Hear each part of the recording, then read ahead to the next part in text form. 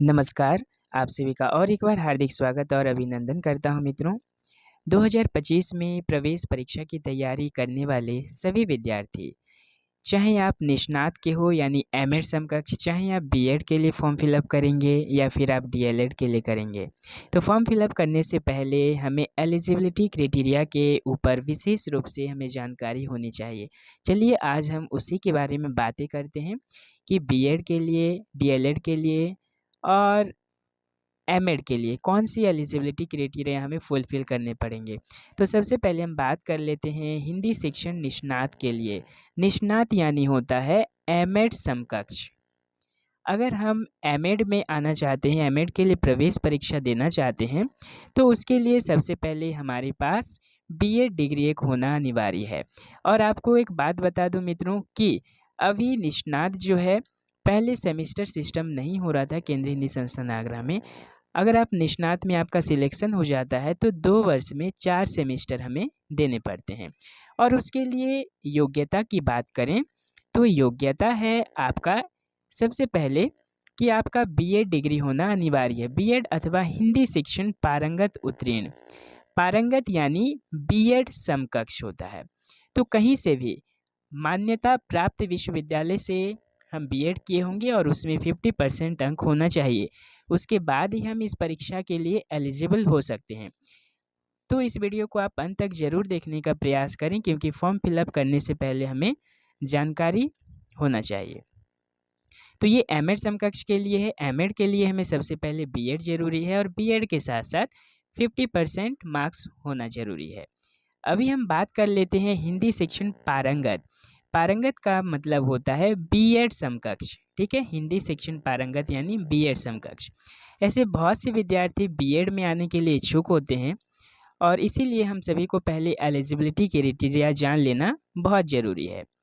तो इसमें भी 2 वर्ष के लिए पहले यानी कि सिर्फ एनुअल एग्ज़ाम हुआ करता था, लेकिन अभी 4 सेमेस्टर यानी 2 वर्ष में इस साल से ही 2024 से ही सेमेस्टर सिस्टम की परीक्षा केंद्रीय हिंदी संस्थान आगरा में भी शुरू हो चुकी है।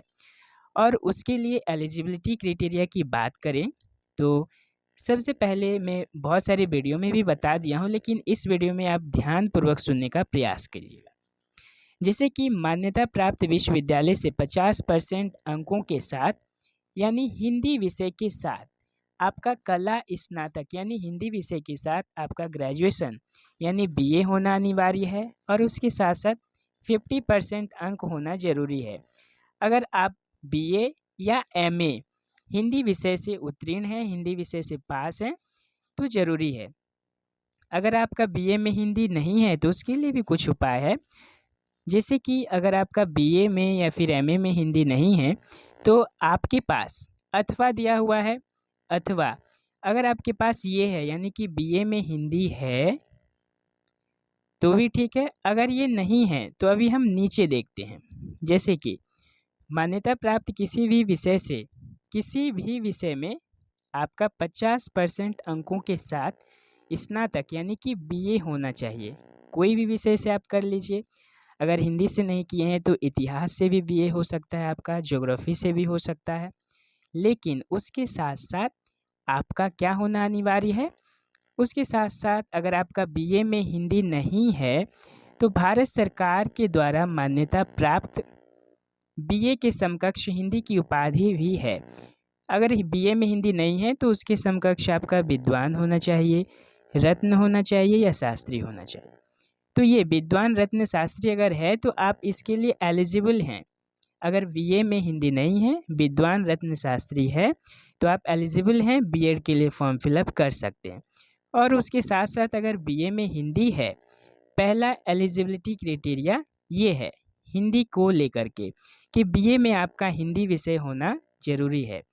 और साथ साथ अगर हिंदी विषय है तो और एक कौन सा विषय होना जरूरी है बीए लेवल पे, सामाजिक अध्ययन का यानी सोशल स्टडी। जैसे कि इसमें इतिहास एक होना चाहिए। इतिहास में इंडियन हिस्ट्री भी हो सकता है। उसके बाद भूगोल, नागरिक शास्त्र, इंडियन पॉलिटी, राजनीति शास्त्र, समाज शास्त्र यानी sociology, Indian society and culture, अर्थशास्त्र यानी इंडियन इकोनॉमी, बिजनेस इकोनॉमी, में से कोई एक विषय अनिवार्य है। अगर इन सभी विषयों में से अगर आपका कोई एक भी विषय है, हिंदी विषय के साथ साथ आपका इसमें से एक सामाजिक अध्ययन का विषय होना ज़रूरी है। इसके बाद ही हम इस एग्ज़ाम के लिए, इस परीक्षा के लिए एलिजिबल हो सकते हैं।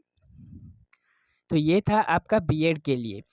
आप बहुत सारे सवाल भी पूछे थे कमेंट में और आप बोले थे कि इसके ऊपर वीडियो बनाइए, तो इसीलिए आप सभी को ये वीडियो के इसके बारे में जानकारी देने का प्रयास किया। और अभी हम जान लेते हैं हिंदी सेक्शन प्रवीण के लिए। प्रवीण का भी इसी तरह से कुछ इसकी योग्यताएं हैं, जैसे कि आपका प्रवीण यानी डीएलएड समकक्ष, डीएलएड। अगर हम प्रवीण करना चाहते हैं, डीएलएड करना चाहते हैं, तो उसके लिए सबसे पहले हमें केंद्र सरकार के बोर्ड से यानी राज्य सरकार या केंद्र सरकार के बोर्ड से 50% अंकों के साथ हमारा क्या होना चाहिए, इंटरमीडिएट होना चाहिए, यानी कि 12 होना चाहिए। और उसके साथ साथ हिंदी विषय भी होना चाहिए। 12 क्लास में हिंदी होना ज़रूरी है। अगर आपका हिंदी नहीं है, उसी तरह जिस प्रकार की बीएड के लिए जो योग्यता था उसके समान ही है, यहाँ पे भी कुछ ज़्यादा बदलाव नहीं हुआ है। जैसे कि वहाँ पे अगर हम बीएड करना चाहते हैं तो बीए में हिंदी होना अनिवार्य है। अगर हम डीएलएड करना चाहते हैं तो इंटरमीडिएट में होना अनिवार्य, यानी कि 12 में। उसके साथ साथ एक हमारा क्या होना चाहिए, आप भी जानते हैं, अगर आपका हिंदी नहीं है, हाँ, और एक है कि अगर आपका हिंदी नहीं है तो आपके पास कोविद और भूषण होना ज़रूरी है, जो कि हिंदी प्रमाण पत्र के ही समकक्ष है। अगर हिंदी विषय है, अगर कोविद भूषण है, तो उसके साथ साथ आपका सामाजिक अध्ययन विषय भी होना ज़रूरी है।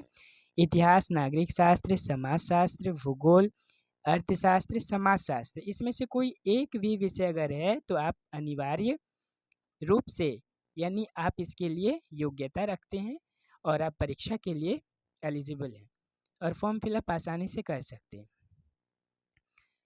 और आप बहुत सारे प्रश्न भी पूछ रहे थे कि आप क्वेश्चन पेपर आप कैसे प्राप्त कर सकते हैं।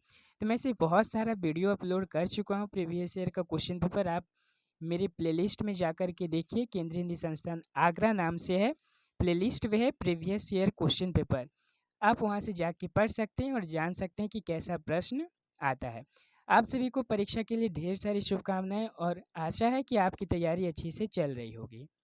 बहुत बहुत धन्यवाद। और अगर आप मेरे चैनल पर नए हैं मित्रों तो सब्सक्राइब ज़रूर करें, क्योंकि अभी मैं नया नया वीडियो आप सभी के लिए लाते रहूँगा ताकि आपको नोटिफिकेशन मिलता रहे और आपकी तैयारी तीव्र गति से हो सके और आपको सफलता प्राप्त हो। इसी शुभकामना के साथ धन्यवाद।